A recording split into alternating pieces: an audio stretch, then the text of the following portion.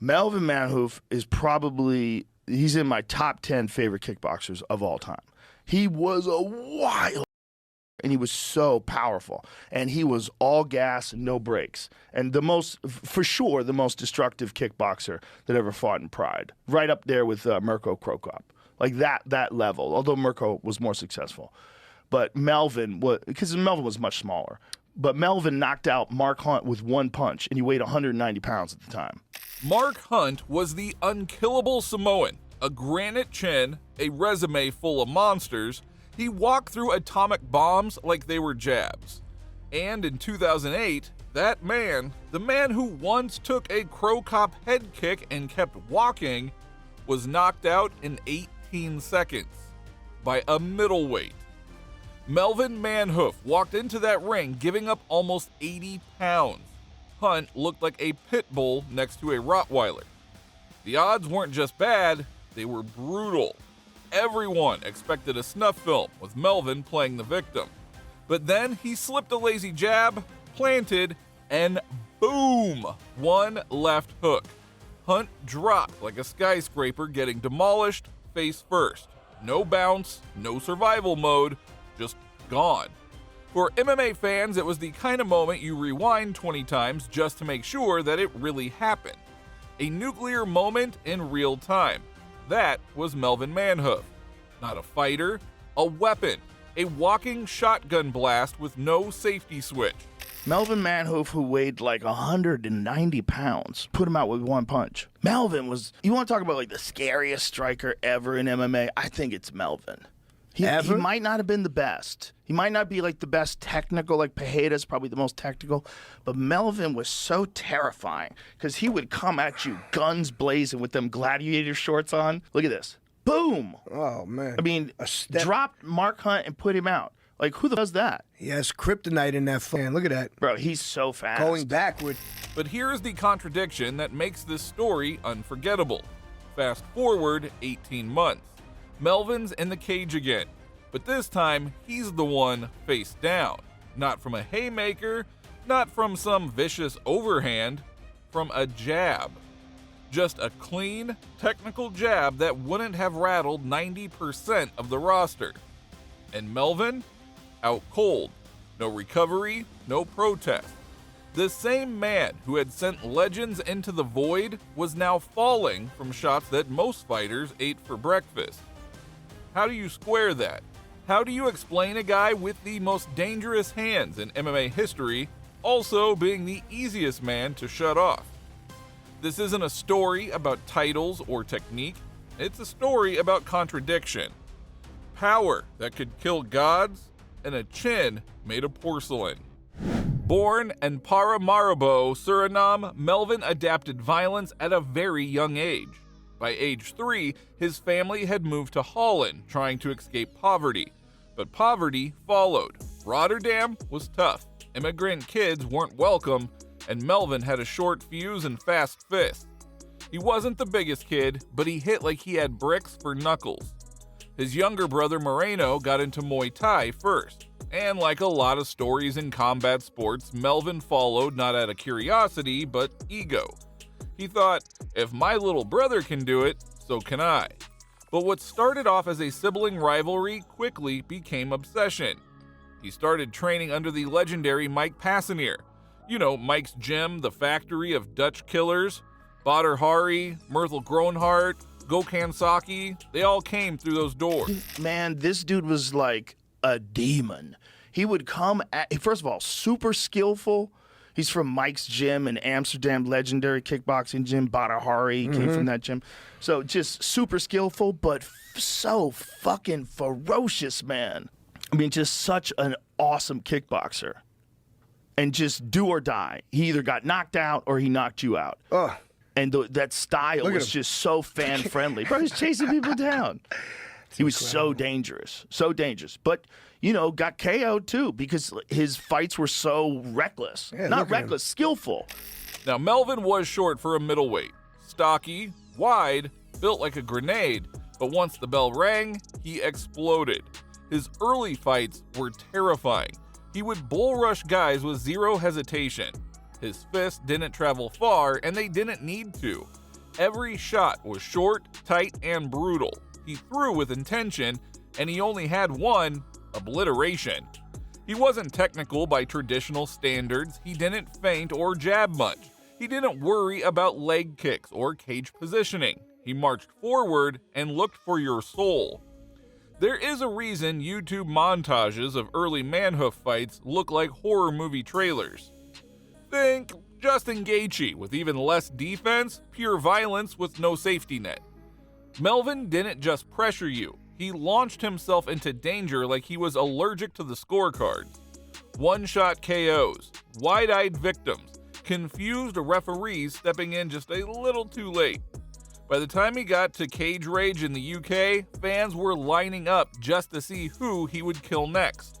He won the light heavyweight championship by blasting Fabio Piemonte in under a minute, and defended it twice the same way. His fights made the crowds gasp. One moment that sticks out was against Ian Freeman, the UFC vet. Melvin hit him once. 17 seconds later, it was over. It was like Melvin was deleting his opponent. And that is when the myth and the legend of No Mercy began.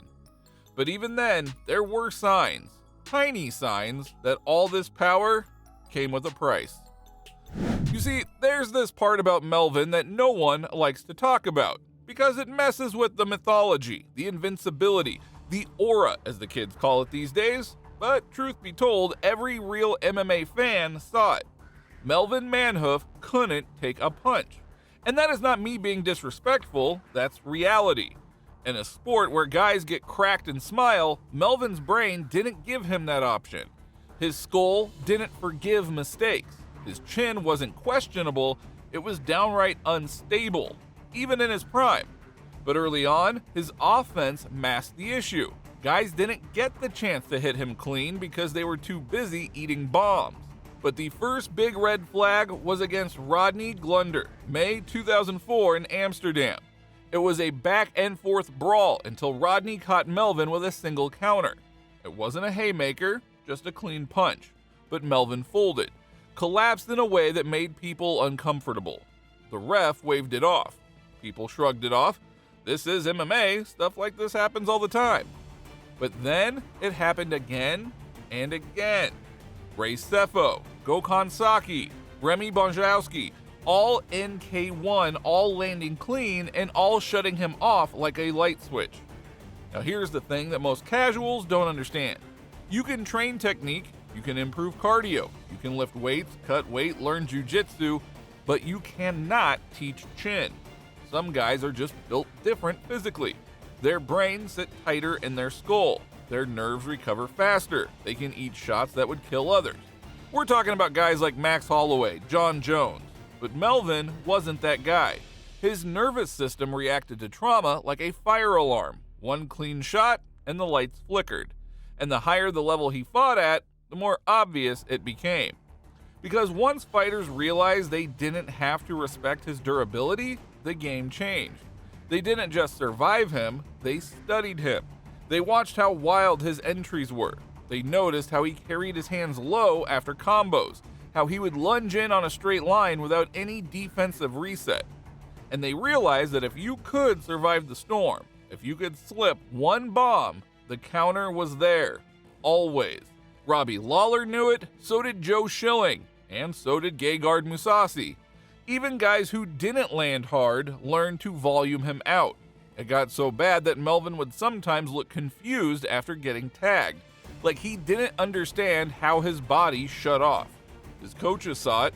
They tried to adjust, more head movement, tighter guard, cleaner exits after flurries. But Melvin wasn't wired that way. He didn't want to outpoint people, he wanted chaos, and chaos does not come with a helmet. And so slowly, the people closest to him started to worry, not about his career, but about his brain. Because when you are that vulnerable to concussions, it's not just about wins and losses anymore. It's about memory, motor skills, future quality of life. But Melvin didn't want to hear it. To him, fear was weakness, hesitation was death. He said it over and over. If I die in the ring, I die in the ring. Now, you can have a weak chin, you can have no ground game. Hell, you can even have holes in your cardio. But when you can end anyone's night with a single clean shot, none of that matters. At least for a while. And when Melvin Manhoef was in that sweet spot, fast, confident, unbroken, he wasn't just dangerous, he was terrifying. Now let's go back to the night that cemented his legend. December 31st, 2008, Dynamite in Japan. He wasn't supposed to be there. He was a last-minute fill-in against a heavyweight. And not just any heavyweight, Mark Hunt, the man with the chin of God, the man who absorbed Crow Cop's shin bone and laughed. Melvin walked in weighing 185. Hunt was over 260. That's a damn cruiserweight fighting a small super heavyweight. And none of it mattered. The fight started. Melvin came forward like he always did. Tight guard, low stance, ready to detonate. Hunt caught a jab, just a rangefinder. Melvin read it, slipped, loaded up, and then crack. One left hook, short, clean, untelegraphed. Hunt collapsed, his body stiffened before it even hit the floor. 18 seconds, no follow-up needed.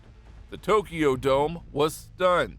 This wasn't just an upset, this was unnatural, a violation of the rules of weight, physics, and reputation. Mark Hunt had never been finished with strikes. Not in Pride, not in K1, not ever. Until Melvin. But that was just one name. He had already made Evangelista the Cyborg Santos a victim 2 years earlier in Cage Rage 15 in London. It was a pure slugfest, two berserkers with zero interest in defense, but Melvin was faster, tighter, meaner. He waited for Cyborg to come in recklessly and clipped him with a textbook short right hook, lights out. The ref didn't even bother counting, just dove in to protect what was left of Cyborg's skull. Years later, they rematched in Brazil and the result was even worse. Melvin dropped him early, swarmed him with savage ground and pound and walked away before the ref could finish waving his arms. Twice he melted Cyborg, and both times in under a minute. And then there's Robbie Lawler, Strikeforce, Miami, January 2010. Now, if you're an MMA fan, you already know what happened. Melvin looked incredible early. He brutalized Lawler's legs with surgical precision. Step-in low kicks, slapping thigh shots. He was chopping Lawler like a butcher working through frozen meat. Lawler was limping, struggling to plant. Then Melvin started going upstairs. Punches to the body, clean hooks to the chin. It looked like a beatdown in the making. But then, in the middle of a combination, Lawler backpedaling through one Hail Mary right hook. Melvin leaned in. Boom! Gone. He was out before he hit the ground. The broadcast team gasped. Melvin Manhoef, Robbie Lawler fight. So Melvin is just chopping at Robbie's. I mean, look at that. Oh, look at that. One right hand. Boom! And then a left behind it. Just look at it. That's what I was throwing at the bag today. Look at it, bro. Those big overhand rights. I mean, eyes wide open, out cold. But it was that Why style. do you breathe like that when you're knocked out? Well, you're almost dead. Okay.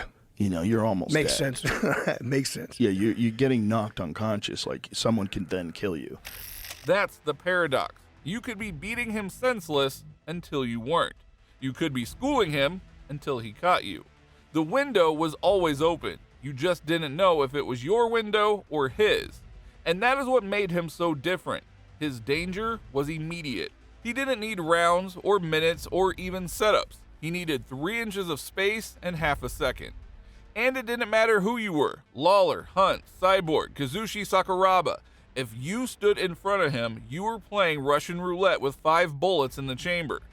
Even Sakuraba, the Gracie Hunter, couldn't handle it. That fight at Dream 4 was over in 90 seconds.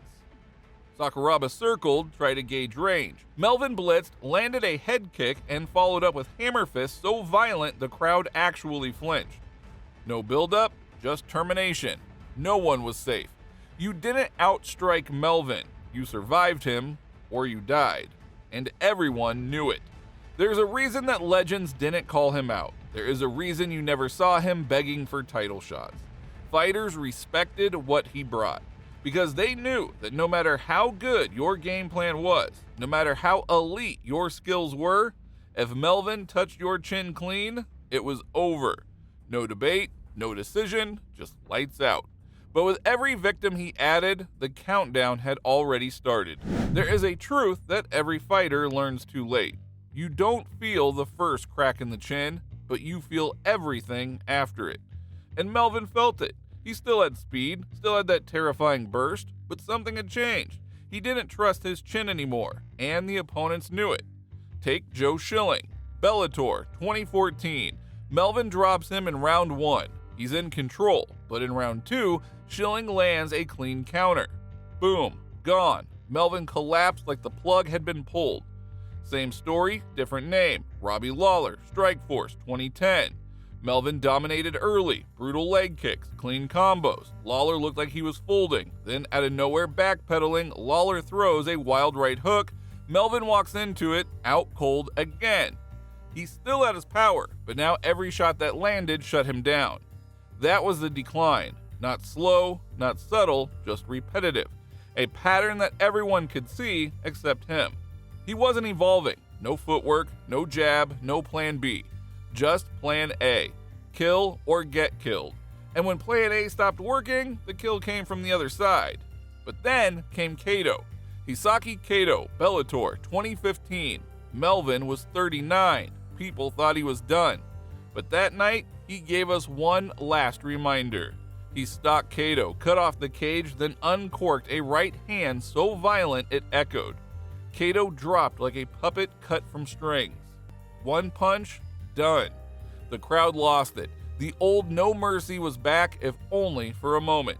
That was the last great moment, the final flash. A fighter with nothing left to prove, proving it anyway. After that, the endings got darker. But in that 1 minute, Melvin gave us a gift. One last kill, one last chaos, one last dose of who he really was. A fragile god, built for destruction and unwilling to stop. Melvin Manhoef retired with a pro MMA record of 32 wins, 17 losses, and 2 no contests. But the numbers don't tell the story. They never do. Because if you just looked at his record, you would miss the point entirely. Here is the number that matters. 29 of his 32 wins came by knockout. Now let that sink in. That is a 91% KO rate, which is absurd. I mean, that is like video game stuff. And he didn't do it by point fighting, laying and praying, or decision hopping. He did it by meeting monsters in the middle of the cage and throwing hands until someone fell. His highlight reel is pure violence. No filler, no boring wins, just carnage. Hunt, Sakuraba, Cyborg, Twice, Kato, Bahati, Ian Freeman, Fabio Piemonte, Mark Hunt, Doug Marshall, Ryo Kawamura, Dennis Kang. Knockout, knockout, knockout. He wasn't just a striker, he was the striker. You can study his fights and learn everything about pressure, distance closing, and timing. The way he cut angles, not with footwork, but with sheer aggression.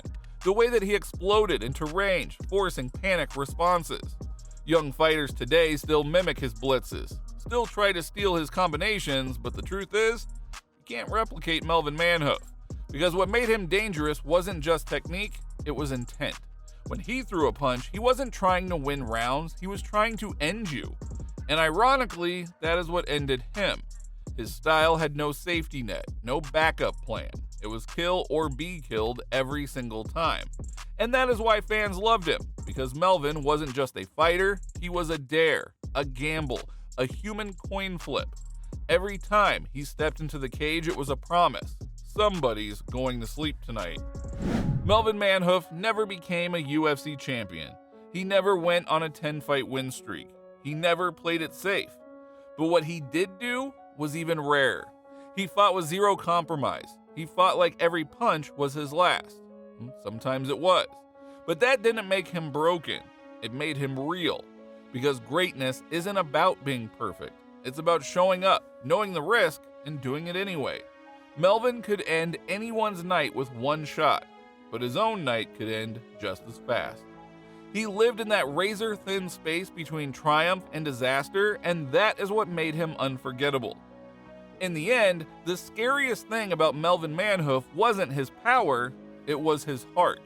He was a walking contradiction, a glass cannon, a legend, and he will never be replaced.